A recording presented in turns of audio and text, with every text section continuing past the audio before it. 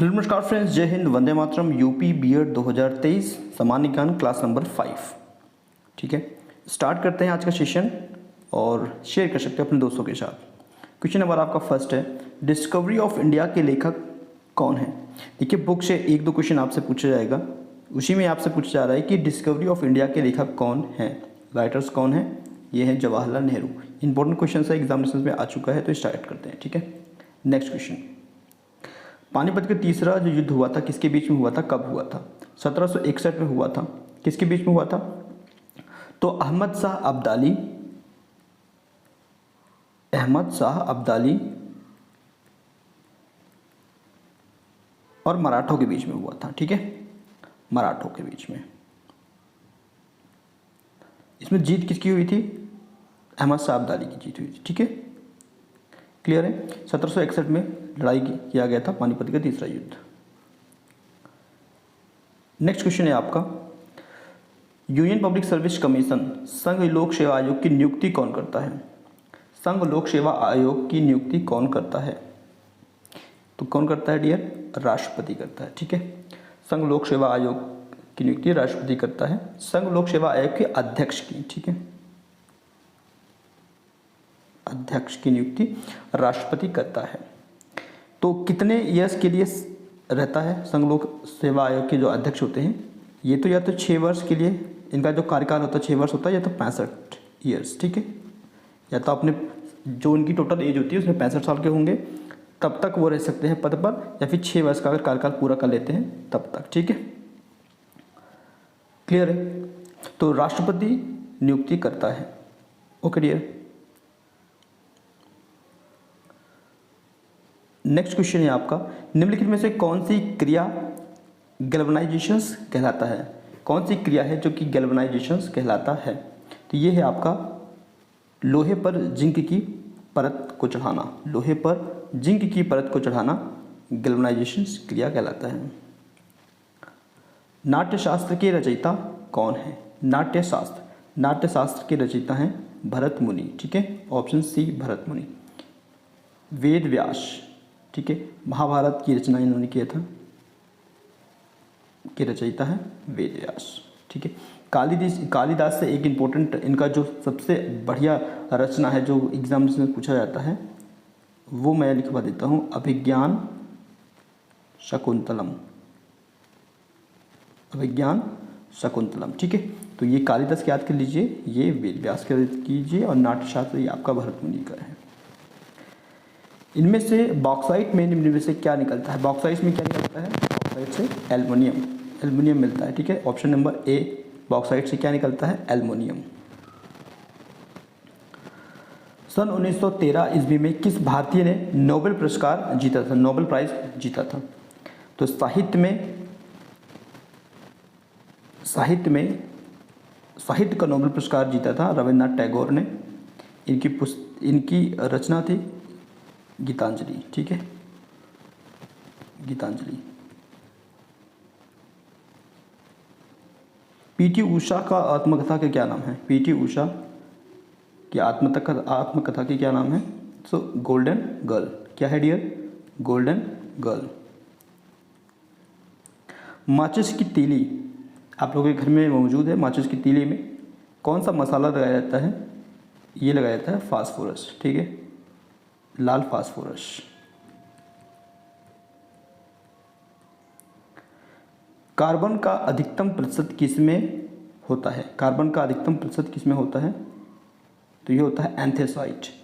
Option C, एंथेसाइट।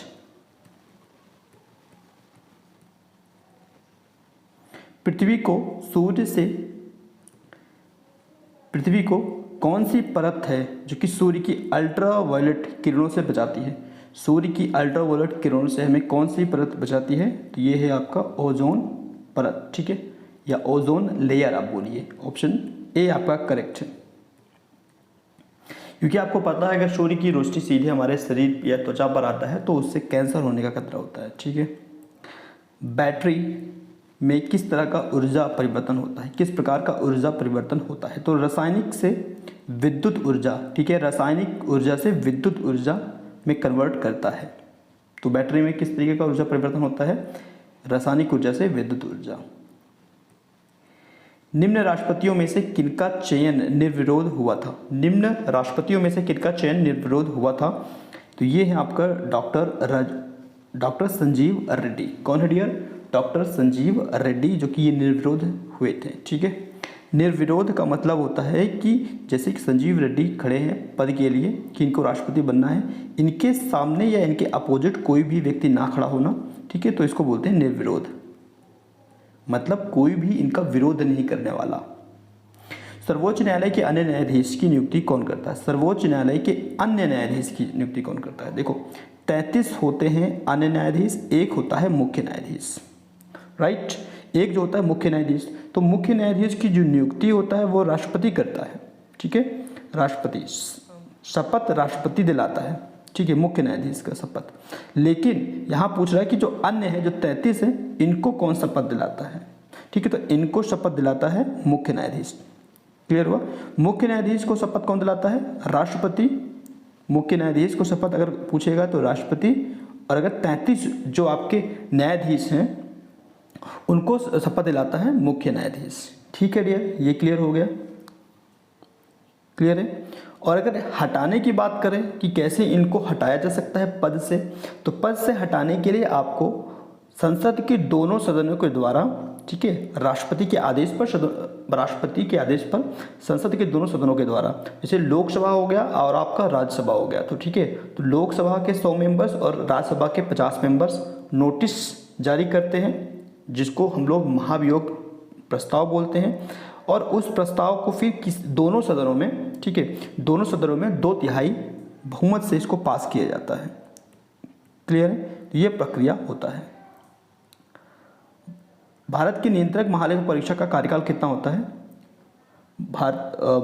Bharat के नियंत्रक महालेखा परीक्षक, इनका जो कार्यकाल होता है 6 वर्ष या 65। ठीक है, 6 वर्ष या 65, जो भी आयु पूरी कर चुके हों पहले। क्लियर है? ये चीज़ें ओके। और इनको हटाने का प्रक्रिया सेम एटीज, जैसे मैंने आपको अभी बताया था, मुख्य न्यायाधीश को हटाया जाता है, उसी तरीके से इनको भी रिमूव किया जाता है इनके पद से। नियंत्रक एवं महालेखा परीक्षक की नियुक्ति राष्ट्रपति के द्वारा की जाती है, अपने पद से उसे हटाया जाता है। तो एज इट इज राष्ट्रपति संसद के दोनों सदनों के संबोधन पर।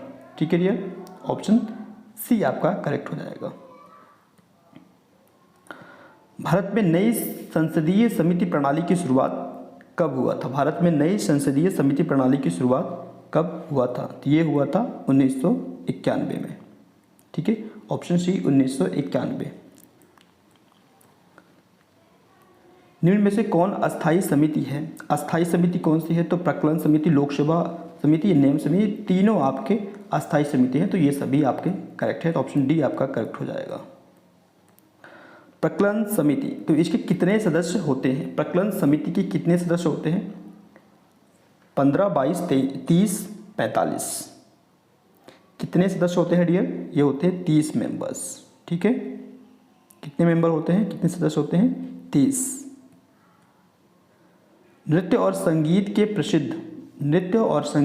प्रसिद्ध मुद्रा जो है लावणी, ये किस प्रदेश में प्रयोग किया जाता है? तो ये आपका महाराष्ट्र में फेमस है। ठीक है, तो महाराष्ट्र का ये है का नृत्य है।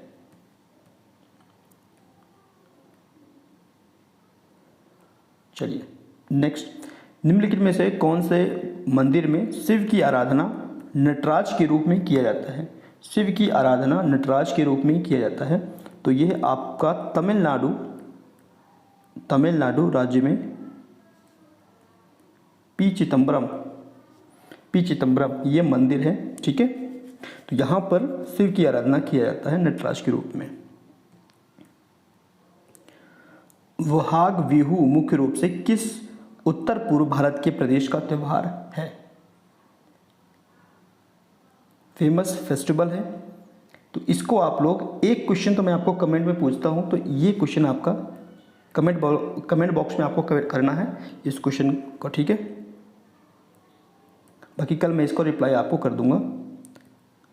जब तमिलनाडु में पोंगल मनाया जाता है, क्वेश्चन को समझिएगा, जब तमिलनाडु में पोंगल फेस्टिवल मनाया जाता है तब उत्तर भारत में कौन सा त्यौहार मनाया जाता है? तब उत्तर भारत में कौन सा फेस्टिवल मनाया जाता है? तो उत्तर भारत में तब मनाया जाता है मकर संक्रांति। ठीक है डियर, कौन सा फेस्टिवल मनाते हैं? मकर संक्रांति। तमिलनाडु में कौन सा फेस्टिवल मनाया जाता है? तमिलनाडु में आपका पोंगल मनाया जाता है। राइट।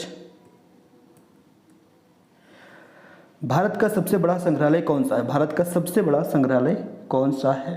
भारत का सबसे बड़ा संग्रहालय कोलकाता में एस्टेब्लिश किया गया था 1878 में। भारतीय संग्रहालय कोलकाता,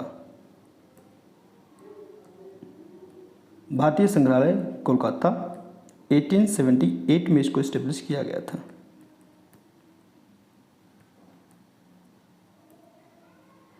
निम्नलिखित में से किसने पश्चिम बंगाल का राष्ट्रगान अमार सोना बांग्ला लिखा था? जिसे आपको पता है कि रविन्द्रनाथ टैगोर ने भारतीय की जो राष्ट्रगान है जनगण मन उसको भी लिखा था, भारत के राष्ट्रगान को, और बंगाल के राष्ट्रगान को भी लिखा गया था। अमार सोना बंगाल ये पश्चिम बंगाल का लिखा था, लेकिन फिर वो बांग्लादेश का हो गया। ठीक है, तो बांग्लादेश और भारत दोनों के राष्ट्रगान को लिखा था रविन्द्रनाथ टैगोर ने। तो डियर, सेशन पसंद आया है, एक क्वेश्चन पूछा हूँ उसका कमेंट कीजिएगा, लाइक कर सकते हो सेशन को, शेयर कर सकते हो दोस्तों के साथ, और सब्सक्राइब कीजिए, बेल आइकन प्रेस कीजिए। धन्यवाद।